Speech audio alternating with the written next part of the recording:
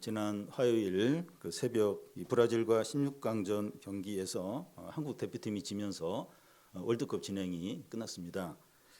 그런데 이번 한국 대표팀은 축구 경기에 이 승패를 떠나서 온 국민들에게 큰 감동과 기쁨과 소망을 주었다고 할 수 있습니다. 특히 포르투갈전에서 승리하고 선수들이 서로 부둥켜 안고 이렇게 우는 그런 장면을 국민들이 눈시울을 이제 붉히면서 함께 이제 지켜봤습니다.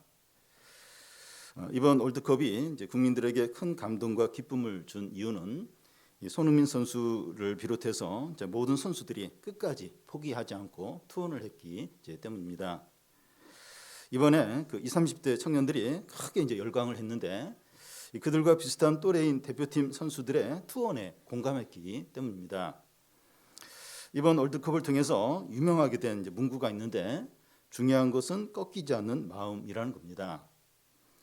요즘 청년들이 이제 취업 문제나 또 집 문제나 또 진로 문제가 상황이 너무 안 좋으니까 포기하고 싶은 그런 마음이 많이 드는데 중요한 것은 꺾이지 않는 마음이다. 이런 걸 다시 이제 다짐하는 기회가 된 것 같습니다. 우리의 삶은 이제 축구 경기와 같고 전쟁과 같습니다. 무엇을 위한 전쟁인가 하면 더 돈을 많이 벌고 더 안정이 되고 더 행복하기 위해서입니다. 3년 전 코로나가 시작이 될 때 영끌 비투하면서 이 부동산 투자나 또 가상화폐나 주식 투자에 많은 사람들이 올인을 했습니다. 근데 지금은 그 은행 대출 금리도 오르고 집값도 떨어지고 또 주식시장도 안 좋고 이 가상화폐가 폭락하는 일이 계속 일어나고 있습니다. 그러니까 영끌 이제 비투의 중심이었던 이 청년 세대들이 더 좌절하고 힘든 겁니다. 이 청년 세대들이 빛을 내어서 이렇게 할 수밖에 없었던 이유는 취직도 어렵고 취직을 하더라도 연봉을 모아서 집을 사는 게 거의 불가능하기 때문에 이렇게 하지 않았나 생각됩니다. 그런데 이 청년 세대만 힘든 것이 아니라 이 청소년들도 공부나 진로 문제가 너무 힘들고 장년들은 이 가족 부양과 또 경제적인 그 문제가 어렵고 노년들은 건강과 노후 문제가 힘듭니다. 그런데 이제 신자들도 이제 이런 문제를 다 가지고 있기 때문에 현실에 더 매이게 되고 신앙이 더 약해지는 것 같습니다.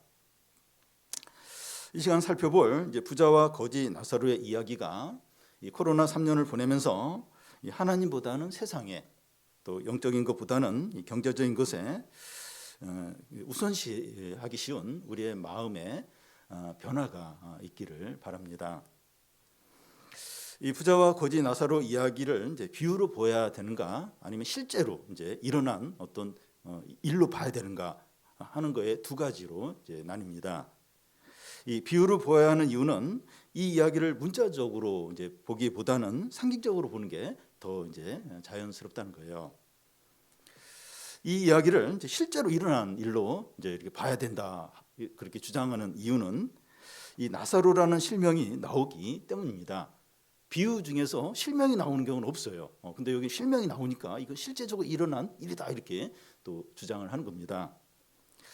그래서 어떤 학자는 이 이야기는 비유와 실제적인 어떤 일어난 일, 그 중간에 어떤 걸로 봐야 된다 이렇게 이야기를 합니다. 무슨 말인가 하면 이 이야기를 비유로 보지만 이 이야기가 말하려고 하는 천국과 지옥은 실제라는 겁니다. 성경에서 이 이야기만큼 천국과 지옥에 대해서 잘 보여주는 말씀이 없습니다. 그리고 예수님이 이제 천국과 지옥에 대해서 직접 이제 말씀하는 거기 때문에 더 참되고 이제 진리이죠. 우리는 평상시에 이제 먹고 사는 것이 너무 힘들고 바쁘기 때문에 이 현실 문제만 바라보고 다른 것은 생각하지 못합니다. 그런데 이 이야기는 이 현실 문제와 삶도 중요하지만 이 죽음 후에 영원한 삶이 있는데 이것이 훨씬 더 크고 중요하다는 거예요.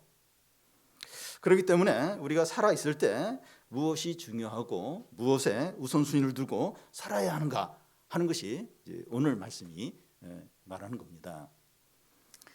이제 이 이야기를 살펴보려고 하는데 두 사람이 등장합니다. 19절에서 21절까지 한 절씩 교대로 읽겠습니다.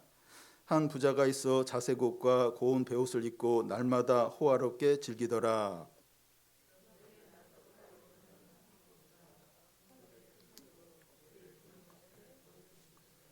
그 부자의 상에서 떨어지는 것으로 배불리려 하며 심지어 개들이 와서 그 헌대를 핥더라.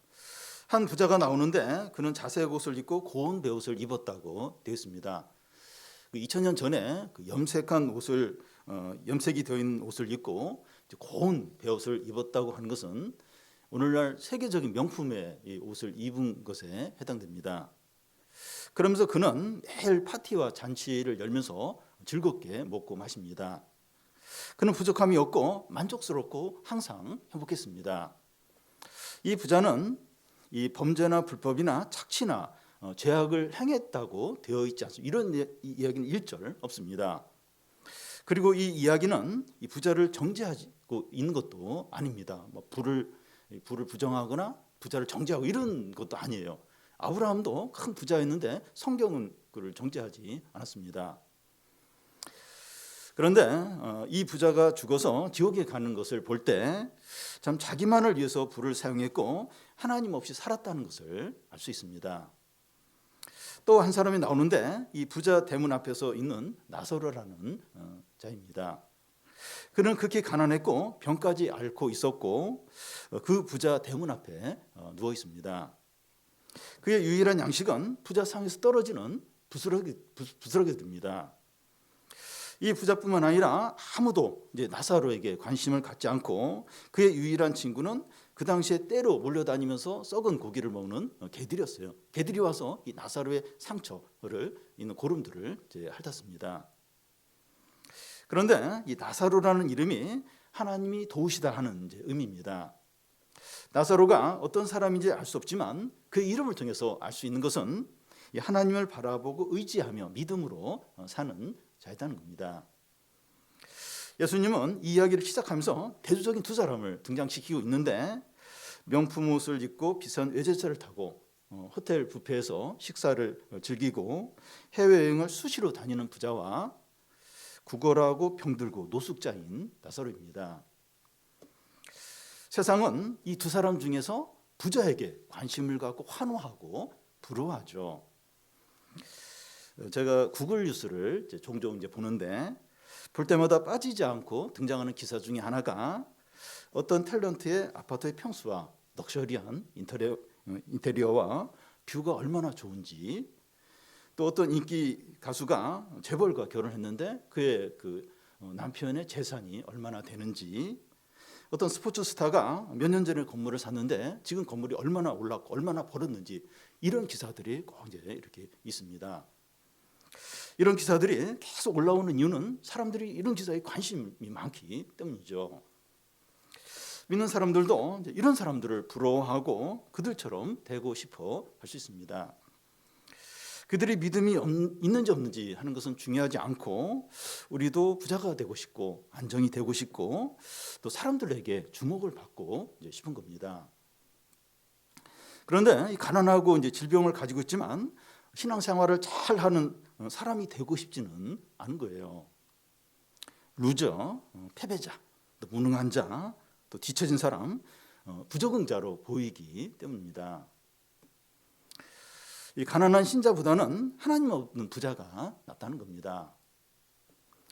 결혼 배우자로 가난하고 외모는 별로이지만 이 믿음이 좋은 사람보다는 신앙은 없더라도 예쁘고 돈 많은 사람을 더 원할지 모릅니다. 물론 부자가 되거나 안정이 되고 싶은 게 죄가 아니에요. 지금 그걸 이렇게 정죄하고 있는 게 아닙니다. 그렇지만 이런 것들이 하나님보다 더 우선되는 게 문제이죠. 이 이야기에 등장하는 두 사람, 부자와 나사로를 볼 때 이 세상은 참 불공평하다 하는 생각이 들 수 있습니다. 우리 사회는 부자가 되거나 신분상승하는 것이 점점 더 어려워지고 있습니다. 분화 사회적인 지위에 대물림으로 젊은 세대가 기울어진 운동장에서 경쟁을 해야 하니까 부자는 계속 부자로 살고 가난한 자는 계속 가난하게 살 가능성이 많습니다. 노력을 하면 개천에서 용이 나올 수 있는 기회가 많아야 되는데 점점 차단이 되고 있습니다. 규제를 풀어야 새로운 도전자들에게 성공할 길이 열리는데 기득권층들이 자기 밥그릇을 지키기 위해서 규제를 안 풉니다.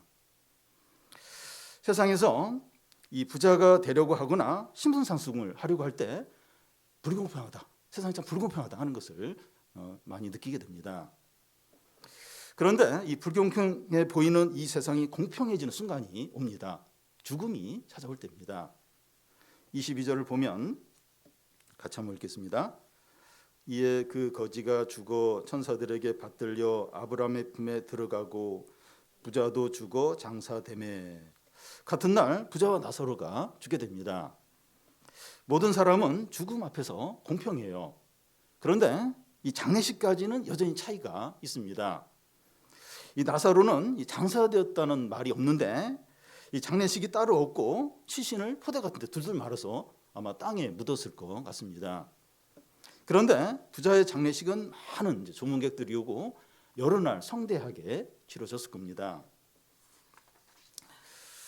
그런데 이 죽음을 통해서 부자의 쾌락과 이 즐거움과 풍요는 이제 끝이 나고 나사로의 고통과 비참함도 끝났습니다.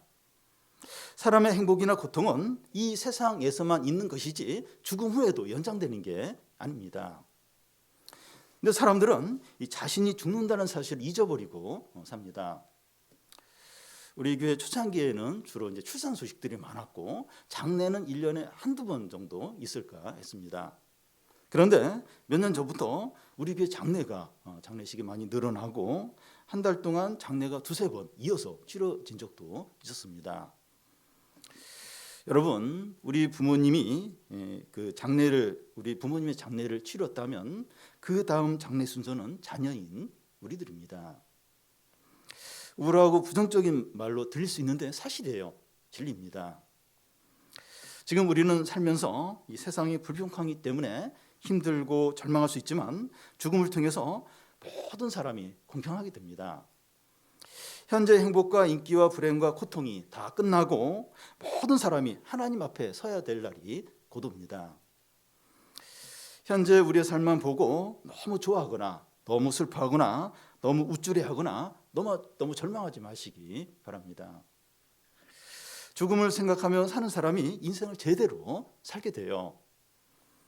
메멘토 모리라고 죽음을 기억하라 하는 말인데 나는 죽을 존재임을 기억하고 사는 것이 지혜입니다. 죽음을 통해서 부자와 나사로가 공평하게 되는데 죽음 이후에는 이 공평한 정도가 아니라 완전히 역전이 일어납니다. 23절, 24절을 한 절씩 교대 읽겠습니다. 그가 음부에서 고통 중에 눈을 들어 멀리 아브라함과 그의 품에 있는 나사로를 보고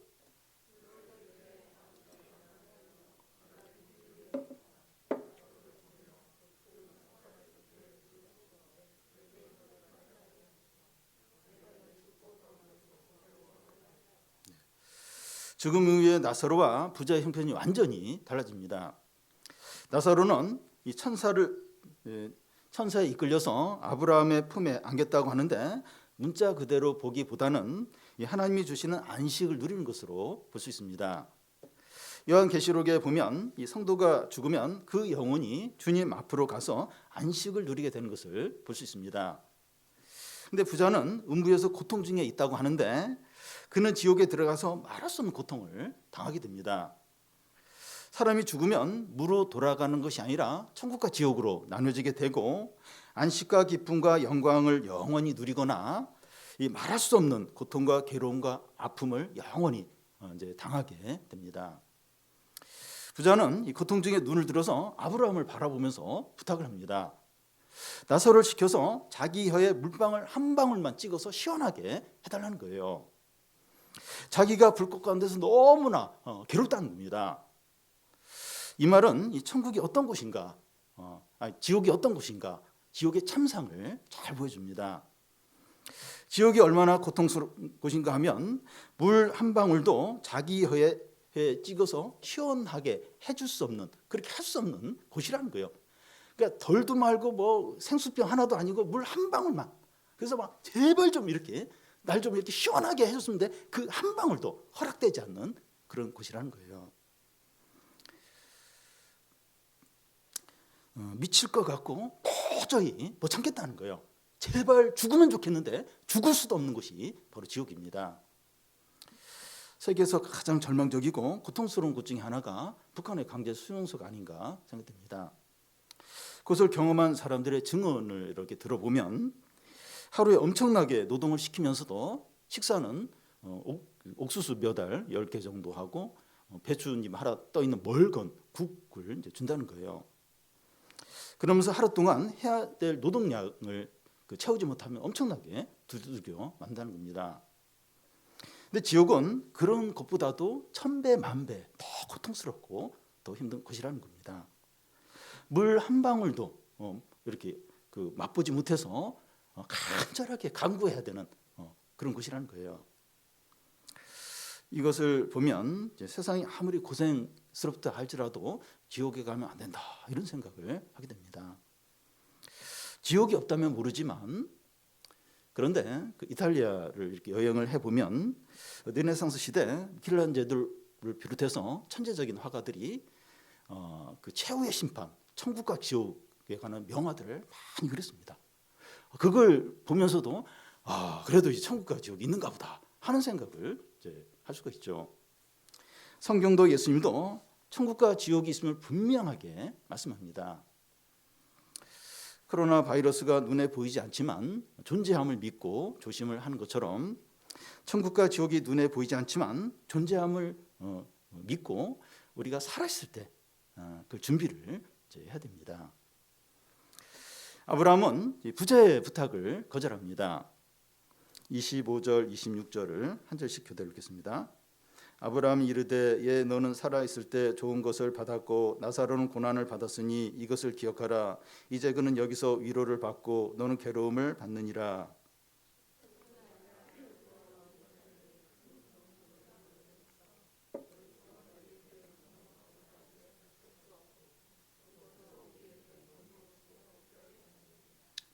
너는 살았을 때 좋은 것을 받았으니까 여기서 괴로움을 받고 나사로는 고난을 받았으니까 여기서 위로를 받는다고 하십니다. 이 말씀은 이 세상에서 부자로 산 사람은 죽어서 고통을 당하고 세상에서 가난하게 산 사람은 죽어서 축복을 받는다는 것이 아닙니다. 정확하게 말하면 이 부자 중에서 일부는 천국에 가고 나머지는 지옥에 가게 되고 가난한 사람도 일부는 천국에 가고 나머지는 지옥에 가게 됩니다. 너는 살았을 때 좋은 것을 받았다고 하는데 부자는 많은 재물을 자기만을 위해서 사용했다는 겁니다. 그는 하나님보다도 많은 재물을 더 사랑하고 더 기뻐하고 더 의지했습니다. 오늘 말씀 앞장에 나오는 비유 말씀처럼 이 불의의 재물로 친구를 사귀지 않았다는 겁니다. 자기 재물을 가지고 가난한 사람들이나 이웃들에게 나누어 줬다면 마지막 날 주님의 심판날에 그에게 도움을 받았던 사람들이 나와서 그를 천국으로 이끌었을 거라는 겁니다. 그런데 이 부자의 경우에는 가난한 자들에게 나눠준 적이 없습니다. 이 부자는 부자이기 때문에 고통을 당하는 것이 아니라 자기만을 위해서 사용하고 하나님을 경외하지 않았기 때문입니다. 근데 나사로는 세상을 살면서 고난을 받았습니다. 그렇지만 그는 부자나 하나님을 원망하지 않았고 하나님을 의지하며 살았습니다. 그래서 그가 천국에서 하나님의 위로와 안식과 이제 축복을 누리는 이유는 가난했기 때문이 아니라 고난 가운데서도 하나님을 경외했기 때문입니다. 우리가 세상에서 가난하기 때문에 하나님께서 축복을 주시는 것이 아니라 불평하지 않고 감사하며 믿음으로 살았기 때문에 풍성한 복을 주시는 거죠. 아브라함이 부자의 부탁을 거절하는데 이 불가능하기 때문입니다. 이 천국과 지옥 사이에 큰 구렁텅이가 있어서 서로 왕래하는 것이 불가능하다는 거예요. 사람이 죽으면 천국과 지옥으로 나눠지게 됩니다. 이 카톨릭에서는 연옥이라고 해서 죽은 자가 이 천국과 지옥에 가지 않고 중간 단계에 머물러 있다가 세상에 있는 가족들이 열심히 기도하고 선행을 많이 쌓으면 천국으로 이제 올라간다고 그렇게 가르칩니다. 그것은 사실이 아니에요. 이 사람이 일단 죽으면 천국과 지옥으로 나눠지게 되고 영원히 그 상태가 지속이 됩니다. 그래서 이 살아있는 동안 믿음으로 살아야 합니다. 전도서에 보면 이 사람이 살아있는 것 자체가 소망이라고 이렇게 합니다. 아직 살아있으면 누구든지 회개하고 믿고 구원을 받을 수 있습니다. 아직 살아있다면, 의식이 있다면 그게 얼마든지 가능합니다. 부모에게 이제 신앙생활을 하지 않는 자녀가 있을 수 있고 가족 중에 방황하는 사람이 있을 수 있습니다. 끝까지 두 가지를 지키면 언제든지 돌아올 가능성이 있습니다. 하나는 사랑하고 용납을 하는 거예요. 그 자녀 자체를, 또 방황하는 가족 자체를 끝까지 사랑하고 용납을 하는 거예요. 뭘 잘해야 이렇게 사랑해 주는 게 아니라 그냥 그 자체를 소중하게 여기고 끝까지 사랑하고 용납을 하는 겁니다. 다른 하나는 기도하고 권면하는 것을 중단하지 않는 겁니다. 하나님께 돌아오도록 기도하는 거예요. 실제로 권면하는 겁니다. 근데 자녀든지 가족이든지 나이가 들면 그게 좀 어려워요. 자꾸 눈치가 보이고 그래도 끝까지 기도하고 이렇게 좀 받아들일 수 있는 어떤 그런 걸로 이렇게 해서 권면을 끝없이 하는 겁니다. 살아있다면 기회가 있는 거예요. 그 기회입니다. 기회. 아직 기회가 있는 거예요. 하나님께서 그 기도와 인내에 반드시 응답하시리라 확신합니다. 부자는 이 자기의 부탁이 거절되자 마지막으로 어떤 부탁을 합니까? 27절, 28절을 우리 한 절씩 교독 읽겠습니다. 이르되 그러면 아버지여 구하오니 나사로를 내 아버지 집에 보내소서.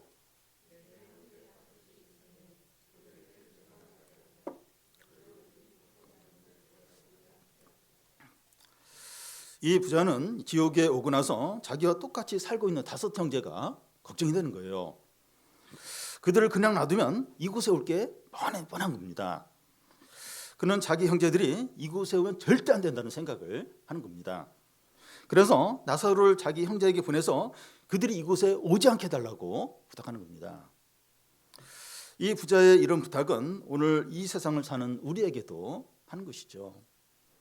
이곳에 절대로 오지 말라는 겁니다.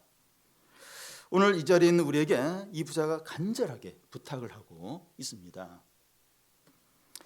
여러분, 사람들이 지옥에 가는 것은 어쩔 수 없이 가는 것이 아니라 얼마든지 피할 수 있는데 가는 겁니다. 지옥에 오면 안 된다는 것을 너무 늦게 깨닫는 거예요. 지옥에 가서 깨닫게 되는 겁니다. 마약 중독자가 마약을 끊기 위해서 자기 손가락을 잘라요. 그러면서 결단합니다. 근데 다시 마약을 해요. 다시 마약을 합니다. 마약 중독에서 가까스로 벗어난 사람이 하는 말이 마약은 호기심이라도 한 번이라도 하지 말라는 거예요. 그럼 마약을 하게 되면 마약 성분을 내가 기억을 해요. 내가 계속해서 충동질하는 거예요. 마약을 하지 않으면 견디지 못하도록 그 사람은 계속 충동질해서 다시 손가락을 자르면서 결단을 했는데도 다시 마약을 할 수밖에 없게 만드는 겁니다. 물론 마약 중독자 중에서 치료된 사람들이 있지만 너무나 고통스러워요. 삶이 무너지고 폐인이 돼버립니다. 아직 기회가 있을 때 말씀을 믿는 거예요. 말씀을 믿고 지옥을 피하는 거예요. 그 영원한 삶을 여기서 준비하는 겁니다. 부자의 부탁에 아브라함이 뭐라고 대답을 합니까? 29절에서 31절까지 한 절씩 교대 읽겠습니다. 아브라함이 이르되 그들에게 모세와 선지자가 있으니 그들에게 들을지니라. 이르되 그렇지 아니이다.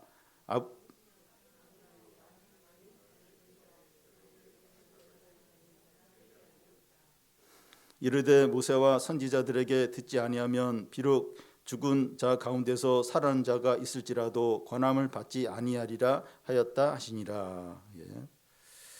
여기서 모세는 모세 오경을 말하고 선지자들은 선지서들을 가리킵니다. 그래서 모세와 선지자들이란 구약 성경을 말합니다. 성경이 그들에게 있다는 거예요. 성경 말씀을 듣고 믿고 회개하면 구원을 받을 수 있다는 겁니다. 그런데 이 성경 말씀을 듣고 회개하지 않으면 죽은 자가 살아나서 그들에게 찾아가도 믿지 않는다는 겁니다. 호기심을 갖고 놀랄지 몰라도 믿고 회개하고 구원받지는 못한다는 겁니다. 유대인들도 예수님께 비슷한 요구를 한 적이 있는데 예수님이 오병이어 기적을 일으켰을 때 모세가 하늘에서 만나를 내린 것처럼 하늘에서 떡을 내려오게 하면 우리가 믿겠다고 합니다. 예수님은 거절했어요. 여러분, 우리에게 진정으로 필요한 것은 기적이나 기도응답이나 감정적인 흥분이 아니라 이미 알고 있는 말씀을 믿고 순종하는 겁니다. 우리가 매일 읽는 성경 말씀과 매 예배 때마다 듣는 말씀에 겸손하게 믿음으로 반응하는 겁니다. 우리는 신앙생활을 하면서 좀 자극적이고 이 감정이 요동칠 수 있는 극적인 응답이나 기적이나 좀 감동적인 일을 기대할지 모릅니다. 물론 말씀과 함께 놀라운 일이 일어나면 도움이 될 겁니다. 그런데 그런 일이 없더라도 말씀에 믿음으로 반응을 해야 합니다.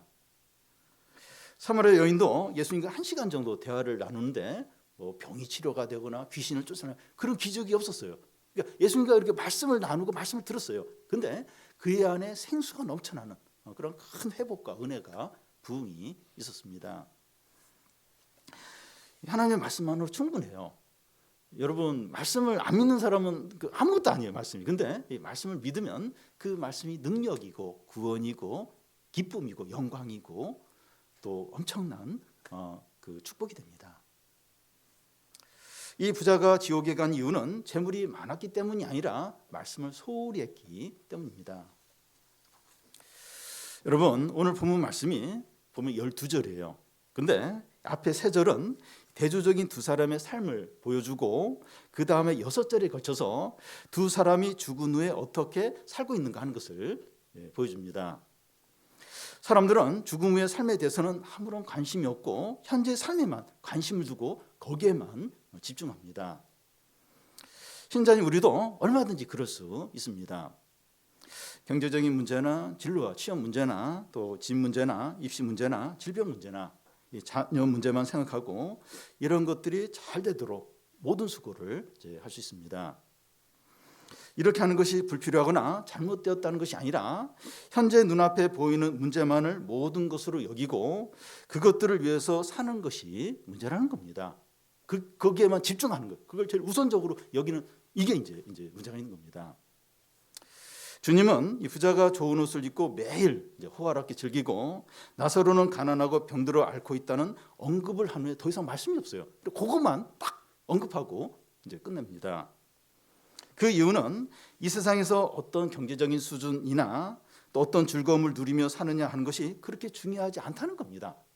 뭐 그렇게 살 수도 있고 안 살 수도 있고 물론 뭐 그게 전혀 안 중요한 건 아니지만 그게 그렇게 막 모든 것이고 너무 절대적으로 중요하고 그렇지 않다는 거예요.